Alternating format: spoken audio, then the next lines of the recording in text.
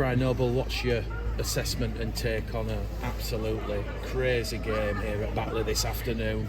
5 sin bins, 2 red cards, a number of incidents on report, but ultimately Bradford through to the quarter-finals of the 1895 Cup.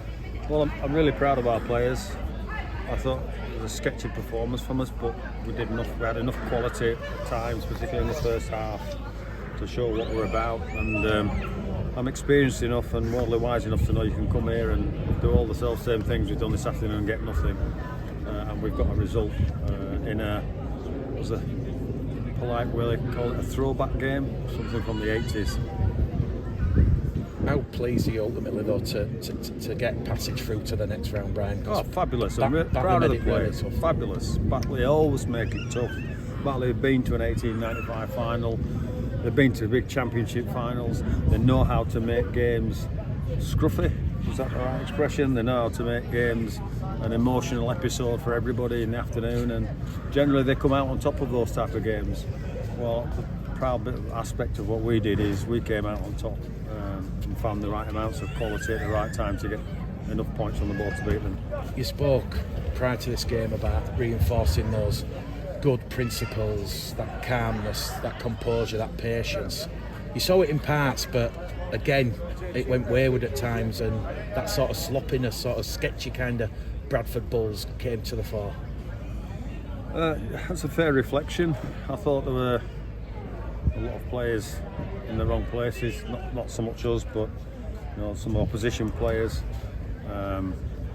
It's difficult. I'm careful what I say. I thought you've mentioned the amount of sin bins and the amount of red cards, and those incidents in a game generally happen for a reason, and clearly I'll go through the right channels, but I think there is a reason. We just had to find a way to win, and sometimes you do that, and the elements, bits of toughness that we found to do that. They scored from a kick try. Our defence was magnificent this afternoon, it really was. They scored from a kick try, and when we were down to 12 they got us in the corner, so we can probably live with that. But I thought we were back to somewhere near our best in that respect, because you're going to have to be when you come to Mount Pleasant to play. As I say, I couldn't reinforce it. I've been here and we've been dudded in the last minute, and we've lost plenty of times against Batley in a close one. We got over the line this time, and I genuinely think we were the better team in the whole. You've just said there's a reason, Brian. Are you going to speak to someone at the RFL about that referee performance today? Certainly, to my eye, Bradford were trailing 10-1 on the penalty count at one stage, and that, for all intents and purposes, was not a 10-1 penalty game. Well, we absolutely pride ourselves, and our last practices, our last reinforcements are to be disciplined. And we've been very, very disciplined this year. We've been an average of, I think, 4 or 5 penalties a game, with a whole lot of quality in the middle. At one point, you're right, the penalty count against us was 10-1, and I don't care who you are. You've got a 10-1 penalty count against you, it's easier for the opposition. It's easier for them to play their way that they want to play. And so I've got to look at it, got to make sure that there's no knee-jerk, but of course we'll ring the right people at the Rugby League and say, well, what could we have done better? And that'll be the first question. So let's see what we get back. What was the difference between the two sides to you, Brian, in the end? 10-1 penalty count. You firmly believe that's kept Batley in the game and made it so close? At times, I think we're still a bit clumsy with the ball in our decision making when we get spooked, and I think we need that element of composure at the right end of field. Of course, there are some things that we can do better, and we'll be working on it, making sure that we've got that kind of composure. We'll have a totally different game next week in the south of France, nice conditions, 2 footballing teams, and probably get a fair reflection of where we're at. But definitely we need to make a whole lot better decisions at certain times with the ball. Is there many positives you can take from that last 20 minutes where you've really rolled the sleeves up and had to grind it out? Yeah, absolutely. Staying at the top end of this field is important when you're playing down the hill, so we managed to do that towards the back end, and in the end they lost a little bit of composure, erupting with the scrap in the corner there. I've got to look at what we did right and wrong there, of course, but I just think I've spoken plenty of times over the last 3 years when this would have been a loss, and it's not a loss. It's a win and a deserved win if you look at the balance of the game. I don't want to make this about the referee, Brian, but No. you see the red cards near the end when, during the game there's been punches and shoulders which have been missed. How frustrating is it for you as a head coach when you see that going on but you don't see it picked up by the officials, and it adds to that sort of underlying frustration? Well, it's difficult when a penalty count goes against, as it was against us in the first half. You've mentioned the numbers, and when I'm watching the opposition and I'm seeing a particular person or physical two people that are constantly 2 and 3 metres offside, I'm wondering, well, surely we're going to get some even Stevens here. Somebody's going to level that up. And we didn't see that. So again, this is not about the referee. This is about us and what we can do. So let's make sure that we can be a whole lot better the next time we encounter something like this. You made 6 changes going into this game. You said the wholesale changes will stop. Obviously, this was on the reflection of the London and Hunslet games. Yeah.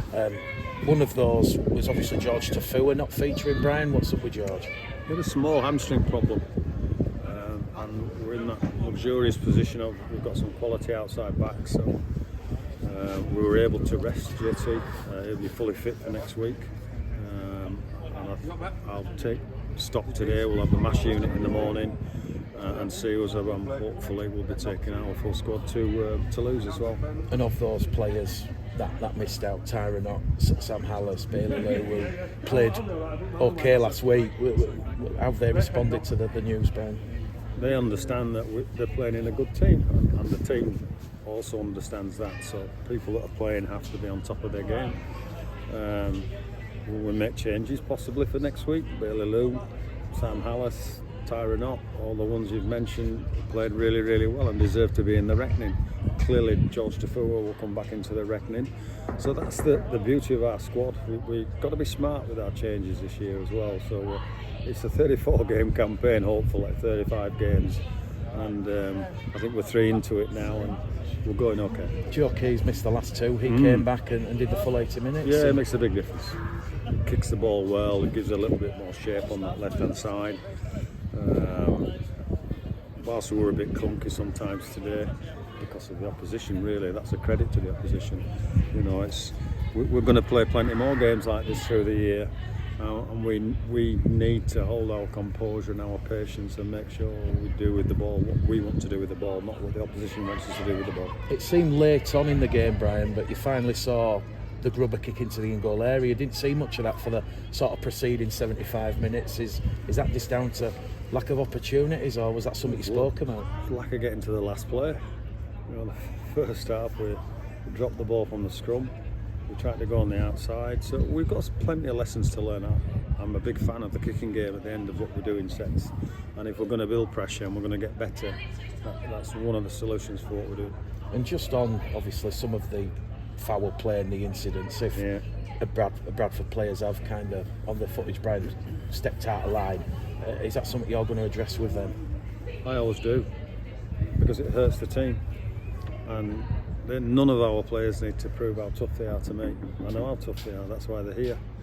But sometimes players take things in their own, and I'm not sure that's the case of that today, but they've got to be smart as well. You've got to be smart and aggressive, you just can't be dumb.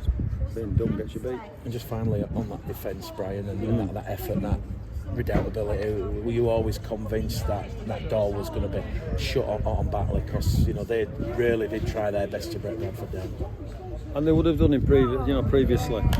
They would have done, and that's credit. I thought our defence was magnificent today. We've got a communication problem wrong on the kick try, and we got stripped for numbers because we were 1 down on the try on the right. So we can live with those. We can live with those. Perhaps we could have done better on the shift try, but other than that, I thought it was a great defensive effort.